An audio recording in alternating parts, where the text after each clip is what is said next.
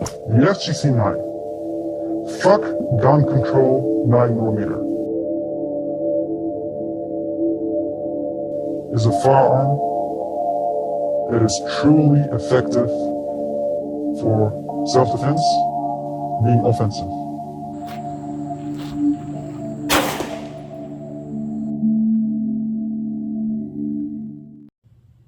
Hello guys, I'm here with the FGC-9. For those of you who don't know what that is, it's, well, a 3D printed gun made entirely from non-restricted parts. At least it can be.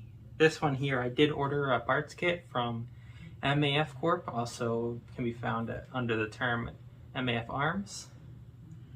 And they sell a parts kit that comes in 3 parts. They can technically buy each individual part. One part is the barrel itself, which this one comes threaded 1 in 28, hence the flash can. And then there's one that has the bolt and firing pin pre-manufactured. And there's one that comes with all the springs, screws, everything. And then the rest of it's all done off your printer. Now, the thing with this one is it's designed to be ably made without any gun laws saying you can. Although here where I am currently, there's no one saying I can't. That could change, but at press time that hasn't. So do know your local laws if that's important to you. And yeah, let's get into an overview. It's semi-automatic and it's straight blowback, hence why the bullet's rather heavy.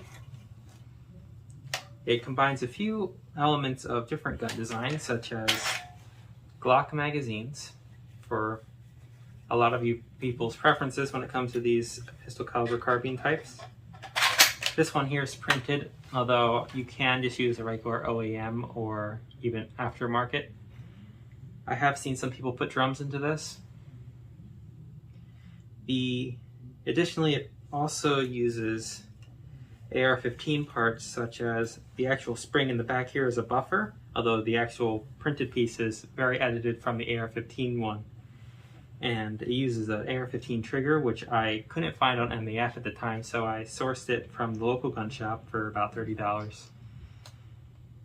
And then, as I said, the MAF one does come with the 1/2 by 28 threads, which is what the standard AR-15 thread rate is on a regular 5.56-223. Now it also uses the H&K style charging handle because this is a V2. The original V1 just had a pullback lever. That was also just, I believe it moved with the bolt. So they just opted to go with a makeshift H&K style. Now, obviously it uses the A2 grip.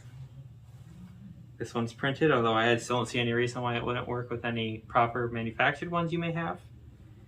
And then this brace on here, which is, because the original design was not made to be legal at all, and this one is legal, I had to put a brace instead of a stock. This is a brace. It's modeled after the Shockwave brace that exists. This one does have the come and take it put on it. But yeah, this should be fine as a brace because it is a copy of a commercial product that's been approved by the ATF. So unless brace laws change, it should be fine. And then this red dot is just a cheap AIT red dot like I normally use on my guns. You know me. But yeah. Additionally, it uses some AR-15 mag release springs in the actual mag release system, which can either be done by a button here, or my personal preference, the actual lever it uses here.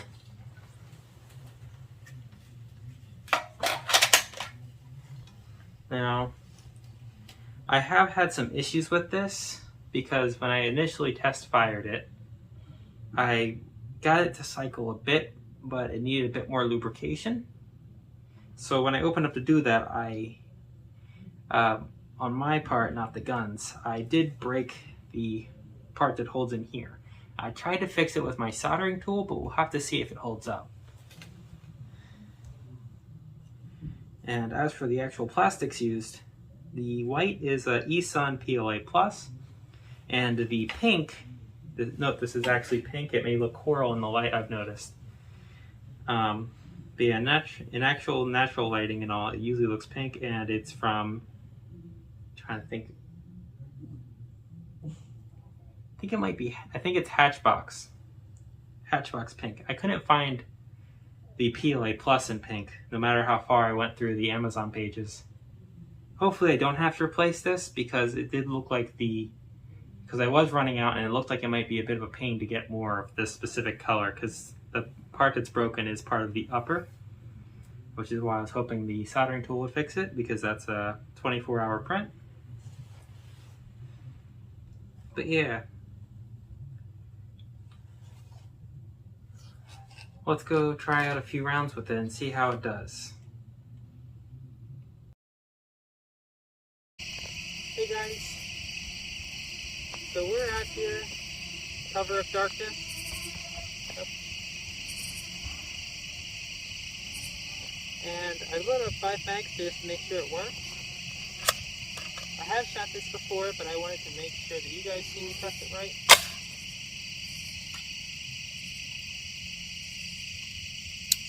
Y'all ready?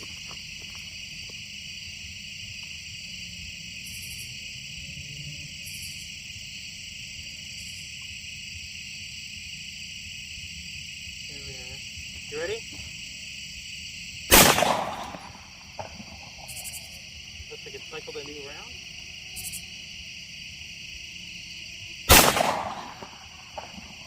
Cycled a new round. Looks like I've already broken it, so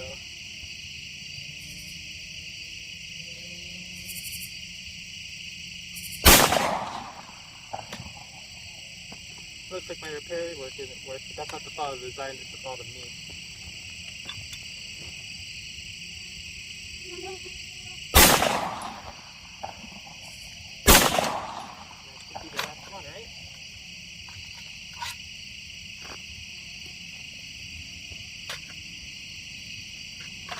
Looks like I'll need to buy more pink PLA and redo this piece. But aside from that, everything turned out great. So I was going to order some more and just build another receiver so that I could actually go through a full mag without it moving. But when I went into the Amazon thing, the delivery times were rather ridiculous, so unfortunately I'll probably have to cut it off here. I don't know what I'll get to first, but I do already have some future content lined up.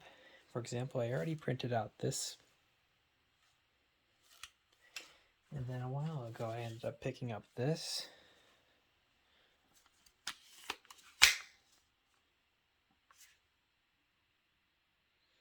I don't know which one I'll end up posting first, but those will be coming out shortly. And hopefully everything turns all right with those. And then I do have some other stuff I will be ready to go with soon. So yeah. That's all I have for you guys tonight. If you enjoyed what you saw, leave a like. If you haven't already, subscribe. And then, yeah, I should have more soon. You can use the links in the description to find all my social media accounts. I should post updates on Twitter. And I've also, if you'll see down there, I've also opened up a business inquiries account. So if you want to send me an email for any business purposes you might have, feel free to do so. This is definitely a very educational experience printing this thing out. And I look forward to printing out some things in the future. I've also picked up some things that will make it for regular videos, and I do have some special videos planned, so hopefully you guys can be satisfied. But yeah, thank you for watching.